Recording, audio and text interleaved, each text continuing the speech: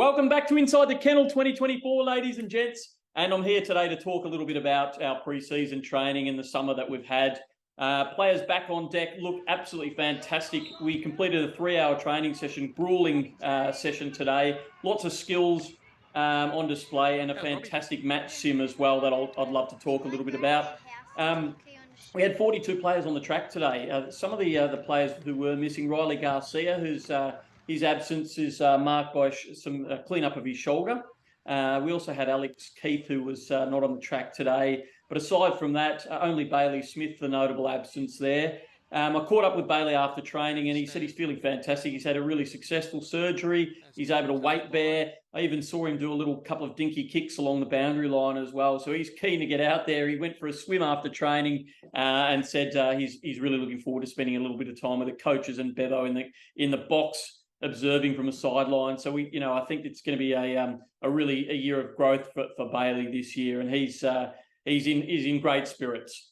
Interestingly, Timmy English ran laps again mostly today. He did compete in some of the early skill work that we did, but none of the physical competitive work. Some kicking he was doing, so that bodes well. He's moving closer to returning. I spoke to one of the trainers on the sidelines who said, look, he's got lingering protocol symptoms from last year, and you probably would have noticed there was a couple of games towards the back end that he dipped a little bit. So obviously there's been a little bit of a knock or something innocuous that happened late in the season, and he's still got some symptoms there, but he's put in a mountain of running over the summer and looks as fit as a fiddle. I asked him directly, and he said he doesn't know when he's going to be back doing the physical training. But certainly, just from looking at him, he's not too far away. So hang in there, Bulldog supporters.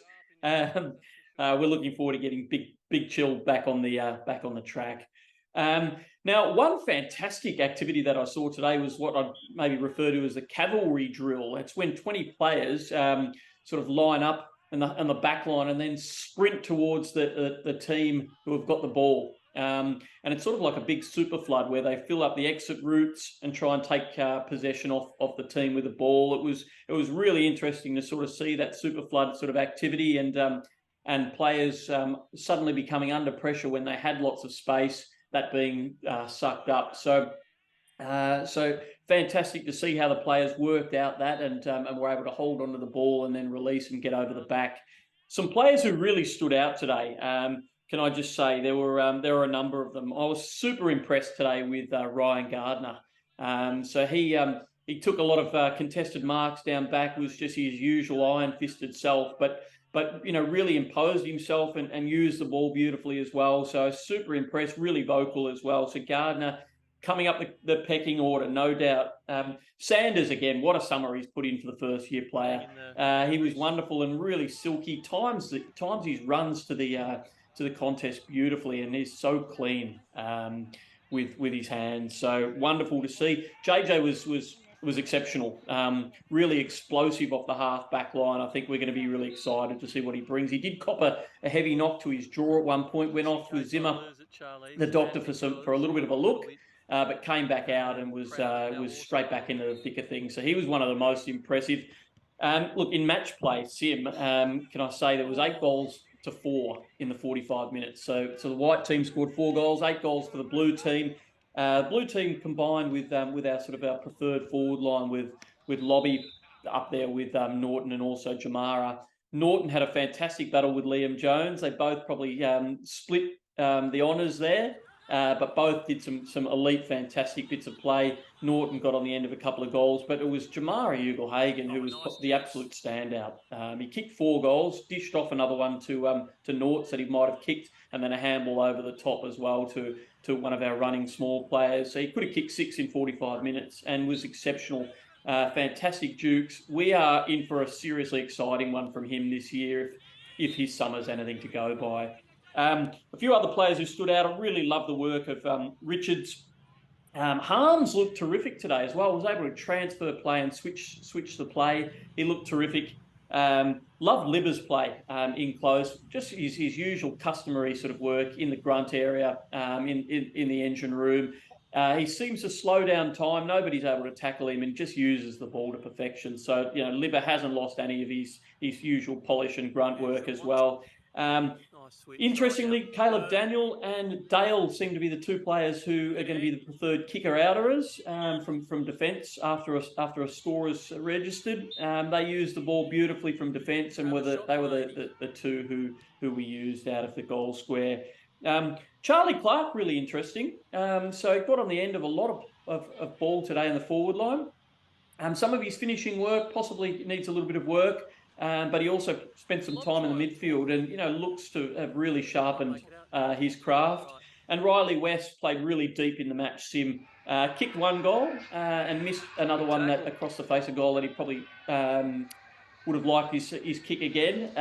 But he's certainly in the thick of it and, head over the ball. He looks like they're really grooming him to partner Flea Waitman down there. Flea turned, I think, 22 today. It was his birthday, maybe 23. And in the thick of everything with his flat hair, he's hard to miss. He just brings that insatiable zest.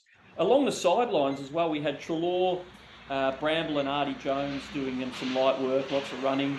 They were involved in some of the early competitive work, but mostly doing some interval training on the sideline. And then Artie Jones was practicing his goal kicking craft and change of direction in the forward pocket of the Barclay Street end. Sprayed a couple and kicked a couple as well that you wouldn't expect him to kick from deep in the pocket. So his usual mercurial sort of work there. If he can nail his chances, he's going to be really super exciting.